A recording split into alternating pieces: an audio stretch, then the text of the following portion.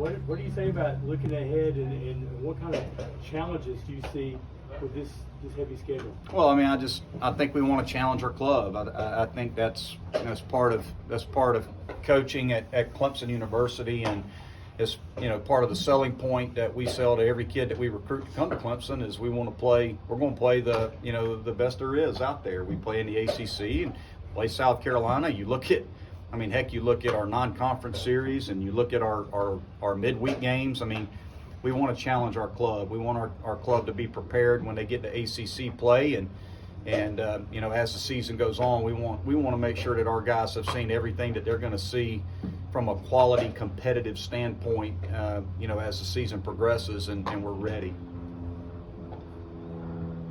How big of an addition is Matt Heath to your coaching staff?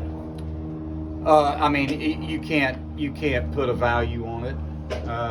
Again, he's one of the best baseball minds that I've ever come across.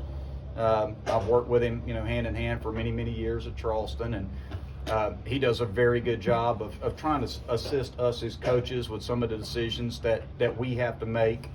But Matt's one of the best baseball minds in the country, and if anybody's ever spent any time with him, will be able to tell you that. So just having him by my side, being able to help me with decisions on personnel and lineups and pitching decisions and things of that nature, it's been awesome to have him. I guess other than catcher, what are some positions you're still sort of evaluating in terms of who might start? Quite honestly, I mean, the only positions I would say would be catcher and second base. Those are the two probably biggest battles right now. We feel like Frenchie and Engel. There's a case to be made for both guys behind the plate. And second base, you got Tyler Corbett, who's a veteran, a veteran who has always been a performer, and Blake Wright, who's a very good player as well. And they both bring different strengths to the table on the offensive and defensive side. So how much of a mystery is Indiana, just in terms of their pitching staff? And they've had turned over a bunch from last year. How much do you know about them going into it? Well, they're going to be very well coached, and they recruit very well. So that's what we know. So, I mean, bottom line is you look at the staff, you look at the numbers from last year, and yeah, they lost some guys, but they pitch very well. So, typically in programs that pitch very well, there's an expectation that you pitch well. I wouldn't expect there to be any drop off. I mean, depending on what they do, and look, they have an announcer rotation, but their Friday night guy is considered, I think, the number 3 prospect in their league. I don't have that in front of me, but he's considered a very high draft pick. So I mean, he's a big, tall righty. It's going to be 90 to 95 with a power slider, and he can throw up to 86 miles an hour. So I mean, he's very tough to hit for right-handed hitters. So they've got a quality pitching staff, and bottom line is when you run a staff out there that's got depth and got talent, that's going to make it tough on any club. So they're going to be a tough club. There's no doubt about it. I guess how important is this series? Do you feel like just coming off of last season, just ecstatic, getting off on the right foot? Well, I mean, again, we've talked about last season ad nauseum. We've talked about it over and over and over. Last season. We need to. We're focusing on this season. So, regardless of last season, we've moved on from last season. We're trying to get ready for Indiana with this team, with this group. I feel like our guys are as prepared as they can be going into the weekend, and I think we're excited to play somebody else. We've been blessed with good weather to be able to enter squad as much as possible and get plenty of at-bats and get plenty of work on the mound, plenty of defensive reps. I mean, I feel like our guys are ready to go and excited about the opportunity to compete against a really good club in Indiana.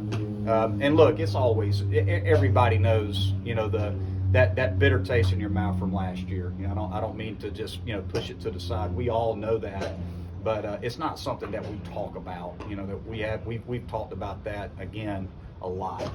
And when the spring started, it's focused on, the business at hand, which is to get this club ready for a very tough schedule, and feel like our guys are in a good spot. So how bad do you want to see this group get to the tournament, man, at the end? I mean, how bad just you with this group that you've been with here? Well, I mean, I want it to happen very badly. I want it to happen very badly every year. But yeah, I mean, again, personally, we're coming off of a tough season. We all know that. There's nothing that I would love more than for our club to have a great season and get into the postseason and see what happens, right? I mean, I wouldn't I shouldn't be here if I don't feel that way, and I think we all know that. But I don't make it about me, quite honestly. These are not things that I talk about with our club. My job as the head coach is to try to prepare the players and make it about the players. So I don't necessarily talk about those types of things with our guys. I'll talk about the expectations of the program and what it takes to prepare a team to play at a high level. So those are the things that I primarily focus on, is trying to serve the players. We have time for one more question. This off season, is it getting more back to like the off season of 2019, or you still have challenges, and how have you overcome those, and how's it changed you in coaching?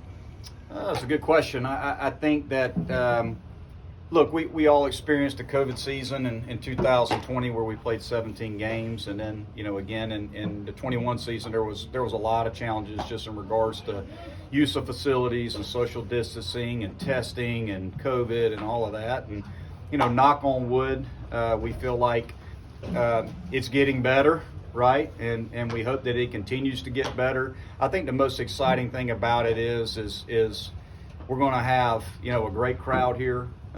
People being able to come and support the program and having the freedom of being able to watch a baseball game in a less restrictive environment than we've had in the past. And I think that the appreciation of that from the players and from the coaches of just being able to do what we do is in a more normal setting, I think is a blessing. So it's just one of those things that we're grateful for. All right. Thank you, Coach. Thanks, Coach.